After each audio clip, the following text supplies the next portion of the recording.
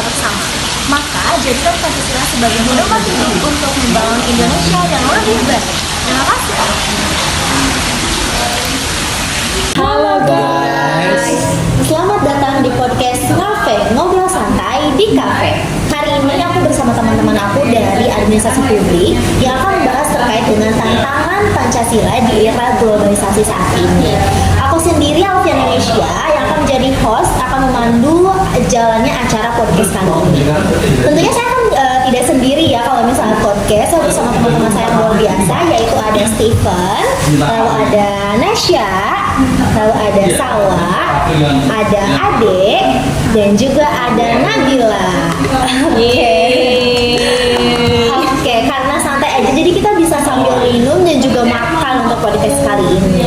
Tapi sebelum itu, karena kita udah kenalan, aku mau nanya nih kesibukan dari kalian. Mungkin dari kamu sendiri nih, kalau kamu kesibukannya apa nih hari ini? kalau saya sih pasti kesibukannya pengacara ya, pengangguran banyak acara, yang pastinya dari pengangguran ini pasti banyak acara yang harus dilakukan ya. Kalau kalian? Kalau aku sih sekarang lagi daftar olahraga ya, pakai olahraga. Olahraga apa tuh? Pilates gitu. Pilates. Oke, selanjutnya dari kalian? Kalau saya sendiri, kayaknya bukan cuma saya ya. Ini kayaknya hampir semua orang di sini tuh lagi UAS kebetulan ya. Dan kita lagi stres nih. Iya. Oh, jadi mohon doanya ya teman-teman. Doa kita semua. Iya. Kalau aku sendiri mahasiswa pada umumnya ya, semester akhir, yaitu aku lagi skripsi. Lancar Kak. Semangat ya, Kak. Semangat. Kalau aku sekarang lagi sibuk penelitian nih terkait isu lingkungan yang ada di Cilegon sama Pandeglang. Oke, tadi kan kita udah tahu nih kesibukan kita. Mungkin langsung aja nih, kita akan membahas terkait dengan peran Pancasila sebagai dasar negara dan ideologi bangsa serta tantangan di era globalisasi saat ini. Mungkin langsung aja nih, menurut kamu sendiri nih, karena memang ini yang paling depan ya. Menurut kamu definisi dasar dari Pancasila itu apa gitu yang kamu lihat? Kalau menurut saya sih Pancasila itu adalah pandangan hidup bangsa Indonesia pastinya. Nah, dari setiap Pancasila itu ada 5 dasar. Nah, dari 5 dasar ini pasti punya makna tersendirinya. Nah, seperti kayak ketuhanan Maha Esa. Nah, di ketuhanan Maha Esa ini pasti menegaskan bahwa setiap umat beragama itu menganut melakukan ibadahnya masing-masing sesuai dengan agama kepercayaannya masing-masing juga. Kalau kalian? Betul sih, seperti juga Pancasila kedua, yaitu kemanusiaan yang adil dan beradab. Itu merupakan hak yang harus dilindungi dan dihormati semua bangsa. Dari yang lain terkait dengan definisi Pancasila? Kalau menurut saya sendiri, dari persatuan Indonesia ya, itu sangat penting juga dalam kehidupan sehari-hari ya, untuk diamalkan. Karena menurut saya ya, itu salah satu kita bangga atas bangsa kita sendiri gitu, bangsa Indonesia. Dan salah satu penerapannya ya dengan menggunakan produk-produk dalam negeri gitu, seperti batik atau produk skincare di dalam negeri juga. Oke. Sebagai bentuk cinta tanah air. Betul banget. Oke, selanjutnya. Dan jangan lupa tentang kerakyatan yang dipimpin oleh hikmat kebijaksanaan dalam permusyawaratan perwakilan. Nah, ini adalah dasar demokrasi kita, penting untuk memastikan suara semua elemen masyarakat didengar. Oke, jadi semua elemen masyarakat didengar ya teman-teman. Oke, dari Salwa Dan sendiri. yang paling terakhir tentunya itu keadilan sosial bagi seluruh rakyat Indonesia. Sebenarnya seperti yang kita tahu sih, menurut kalian pasti di Indonesia ini masih belum adil ya. Maksudnya kayak keadilan di Indonesia ini masih belum merata nggak sih di setiap daerahnya tuh? Kalian ngerasain nggak sih? Iya, ngerasain. Nah, saya sendiri kan di Lebak nih. Kayak saya sebagai warga Lebak gitu ya, bahwa keadilan di Lebak tuh masih buat terutama bagi masyarakatnya itu tuh masih belum merata. Karena kenapa? Ya dari ini deh, dari pemenuhan hak dasarnya gitu, kayak pendidikan, kesehatan, akses jalan, kayak gitu tuh masih kurang gitu loh. Apalagi ke daerah-daerah kayak Malimpi, mungkin daerah-daerah yang sana tuh pasti kayak akses jalannya tuh mana belok-belok terus jelek gitu kan. Jadi kayak saya berharap sih, kan sekarang pemilihan tuh udah ya, saya udah ada bupati yang baru gitu ya, semoga aja bupati yang baru ini dapat menjalankan visi misinya dan apapun yang dijanjikan gitu loh. Semoga aja ya, mohon doanya semua. Ya, semoga ya. Oke, tadi teman-teman semua udah bahas nih terkait dengan penerapan Pancasila di kehidupan sehari-hari. Dari mulai Stefan tadi udah bahas terkait dengan ketuhanan yang Maha Esa, lalu juga ada Nasya terkait dengan kemanusiaan, lalu juga ada Nabila terkait dengan persatuan Indonesia, yang membahas tadi juga terkait dengan batik dan sebagainya gitu yang harus kita pakai ya sebagai warga negara Indonesia. Lalu juga ada kerakyatan adil beradab, dan juga yang terakhir adalah keadilan sosial bagi seluruh rakyat Indonesia, yang mana ya harus bisa merata lah semua dari mulai akses pendidikan, kesehatan, fasilitas lain sebagainya. Dan juga tadi dari Lebak sendiri gitu ya, kita berharap bahwasanya bupati yang baru ini bisa menjadi sebuah solusi untuk masalah-masalah yang tadi sudah disebutkan gitu. Oke, tadi menarik banget nih ya. Mungkin kita langsung aja masih ke tema selanjutnya, yaitu terkait dengan tantangan dari kita sebagai anak muda di era globalisasi saat ini. Mungkin langsung aja ke dari Stephen sendiri, gimana sih pandangan kamu sebagai anak muda di zaman sekarang terkait dengan Pancasila yang diterapkan di sehari-hari, di mana di era globalisasi saat ini kan memang sangat sulit sekali gitu. Kalau menurut saya sih tantangan terbesar Gen Z ya, yang generasi sekarang itu biasanya kurangnya paham Pancasila. Yang dimana pastinya luntur nih Pancasila di generasi Gen Z ini, karena biasanya Gen Z itu melihat sosmed aja, melihat berita-berita yang hoax atau berita yang belum mencari fakta yang lebih dalam. Nah, sehingga dari berita-berita tersebut menimbulkan masalah baru, bukannya masalah yang dapat diselesaikan. Nah, apalagi juga dari masalah-masalah tersebut kurangnya Gen Z itu pasti kurangnya menolong, saling tolong menolong itu penting ya. Untuk tolong menolong ini supaya adanya kata ibaratnya kebersamaan, adanya persatuan di lingkungan sesama manusia pastinya.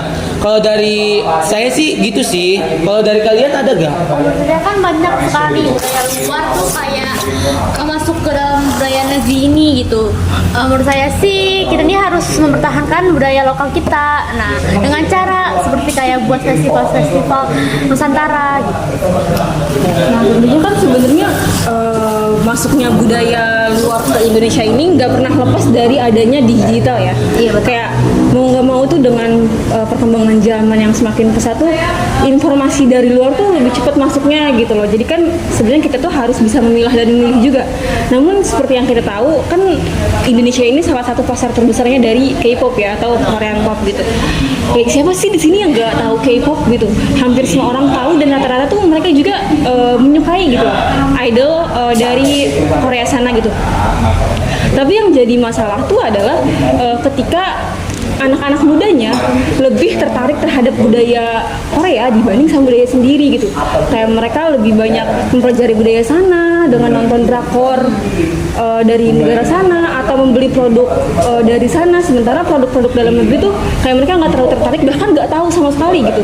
Jadi mungkin itu salah satu tantangan terbesar dari adanya pengaruh globalisasi ini juga sih. Selanjutnya nyambung ya dari pernyataan jadi selain ada budaya K-pop yang masuk ke negara Indonesia, juga selain itu juga adanya pergeseran habits atau kebiasaan dari masyarakat itu sendiri ya. Dan dengan adanya penggemar K-pop atau penyuka K-pop yang ngebiasin bias mereka sendiri gitu, itu ada pergeseran habits kayak orang Indonesia ini tidak lagi mengamalkan atau kayak pergeseran habits ini tuh contohnya ya kayak misalnya masyarakat Indonesia yang penggemar K-pop khususnya itu dia biasanya lebih tertarik untuk kayak nyoba makanan-makanan Korea seperti kayak tteokbokki, terus odeng dan makanan Korea lainnya dibandingkan explore untuk makanan-makanan Nusantara gitu yang ada di Indonesia.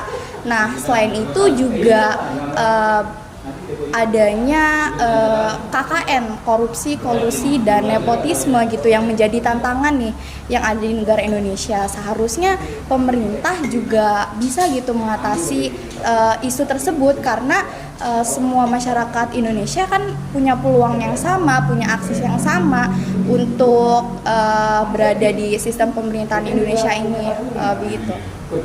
Nah, dengan adanya tantangan Pancasila sebagai dasar negara ini, kita sebagai generasi muda harus mampu menghadapi tantangan-tantangan yang datang baik dari dalam maupun dari luar, serta diperlukan upaya untuk mengatasi tantangan tersebut dengan mengamalkannya dalam kehidupan sehari-hari.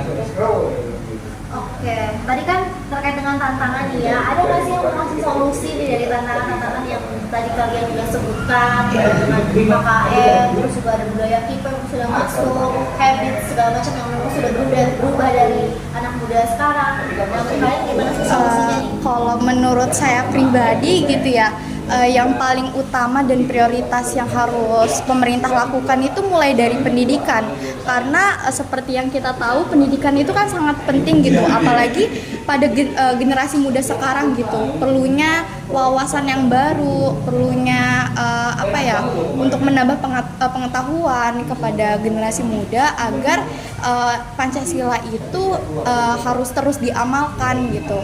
Dan yang kedua pastinya dari peran keluarga itu sendiri, karena dari adanya keluarga itu kan bisa ngubah si habits atau perilaku manusia yang udah terpengaruh sama globalisasi itu dapat diubah dari lingkup keluarga, dari hal terkecilnya dulu. Dari yang lain? Benar tadi yang kata juga salah satu peran upaya gitu ya untuk agar penerapan Pancasila ini di tengah era tantangan globalisasi ini dapat terlaksana tuh selain pendidikan terutama peran keluarga itu benar-benar kunci banget sih, karena ada istilah juga yang bilang kayak keluarga tuh madrasah pertama loh bagi anak-anak. Jadi kayak orang tua tuh perlu juga gitu loh mendidik anak atau karakter anak, kayak ini anaknya tuh sebenarnya mau kemana sih, kita arahin bakat dia gimana atau apa sih yang dia inginkan gitu. Karena sebenarnya kan rata-rata orang tua tuh ada aja gitu yang kayak mereka beda gitu, karena anaknya udah masuk TK atau masuk playground gitu kayak yaudah mereka pasangan gitu kan, sebenarnya itu nggak boleh gitu, karena ya pada intinya itu tadi madrasah pertama anak tuh adalah orang tua. Jadi kayak anak tuh akan mencontoh bagaimana perilaku orang tua. Jadi kita sebagai orang tua tuh harus memberikan contoh yang baik buat anak-anak agar anak-anak itu dapat mencontoh hal-hal baik pula dari para orang tua. Oke, dari yang lain ada lagi? Kalau menurut saya sih, kalau untuk solusinya yang paling menarik itu yaitu pemilihan dalam setiap lingkungan yang ada. Baik itu dari lingkungan keluarga, pasti tentu kan lingkungan keluarga kan pasti penting, karena tadi udah dijelaskan dari saudari Salwa bahwa itu madrasah pertama itu dari lingkungan keluarga. Nah, selain dari lingkungan keluarga pasti ya dari lingkungan pendidikan kan, lingkungan sekolah. Nah, dari selain lingkungan sekolah pasti lingkungan masyarakat. Kan kita pasti bersosialisasi terus kan sama masyarakat luas dimanapun kalian berada. Terus pastinya dari lingkungan masyarakat itu pastinya kita harus memilih dari setiap pergaulan dan setiap pertemanan, setiap dalam interaksi bersosialisasi, tapi tidak tutup kemungkinan kita jangan menutup diri dalam setiap sosialisasi yang ada, supaya kita itu pasti berbaur dan juga bisa saling tolong menolong, saling kerjasama dan lain-lain sebagiannya, gitu sih. Berarti kan pada intinya tuh semua elemen masyarakat itu berperan penting dalam bagaimana pembentukan karakter satu anak ini kan. Iya. Baik itu di lingkungan keluarga, masyarakat, bahkan pemerintah juga yang wajib menyediakan fasilitasnya juga gitu kan. Oke, tadi udah sangat menarik sekali ya terkait dengan tantangan dari adanya era globalisasi saat ini, di mana kita sebagai anak muda nih yang jadi orang yang tentunya akan bisa terjerumus atau mungkin terbawa, tapi kita juga bisa jadi orang yang bisa garda terdepan dan juga mengantisipasi hal-hal negatif yang datang ke kita. Tadi juga solusinya udah disebutkan terkait dengan gimana caranya pendidikan lebih ditingkatkan lagi, lalu juga ada peran keluarga, terus juga kita gimana caranya untuk selalu membantu satu sama lain dan juga menghargai orang lain gitu ya. Mungkin itu tadi beberapa solusi yang bisa diterapkan gitu ya terkait dengan tantangan Pancasila di era globalisasi saat ini. Mungkin karena sudah selesai ya dari podcast kali ini, sangat menarik sekali. Terima kasih teman-teman semuanya sudah memberikan pendapat yang sangat luar biasa sekali. Terima kasih juga untuk host kita yang luar biasa juga hari Oke. ini. Oke, semoga tadi dari semua yang kita bahas itu dapat menambah wawasan dan juga semakin memahami dan mengamalkan nilai-nilai Pancasila di kehidupan sehari-hari. Mari kita semua berkomitmen dalam mengamalkan nilai-nilai Pancasila dalam kehidupan sehari-hari, baik di lingkungan keluarga, pendidikan maupun masyarakat. Jangan lupa untuk selalu bersyukur atas keberagaman bangsa kita dan terus menjaga persatuan dan kesatuan. Oke, terima kasih semuanya. Bye bye.